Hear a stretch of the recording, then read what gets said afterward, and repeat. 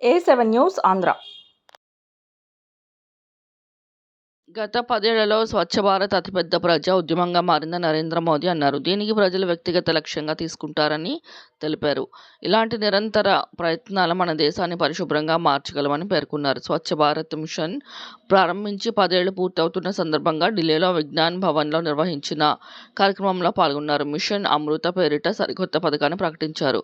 Machine అమృత కింద అనేక నగరాల్లో నీరు, మురుగునీటి శుద్ధి ప్లాంట్లను ఏర్పాటు చేస్తామని తెలిపారు.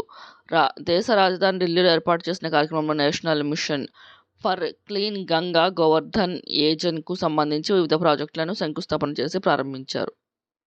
మిషన్ అమృత ద్వారా దేశంలో అనేక నగరాలకు మురుగునీటి శుద్ధి ప్లాంట్లను ఏర్పాటు చేస్తున్నారు. నమీనమంగా గోవర్ధన్ ప్లాంట్ల వంటి పనులు స్వచ్ఛ భారత్ మిషన్ ఉన్నత స్థాయికి తీసుకెళ్లనున్నాయి.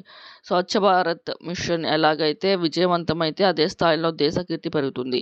1000 ఏళ్ల తర్వాత కూడా ప్రజలు 21వ శతాబ్దపు భారతదేశపు గురించి మాట్లాడినప్పుడు ఖచ్చితంగా స్వచ్ఛ భారత్ మిషన్ గుర్తు తెచ్చుకుంటారు.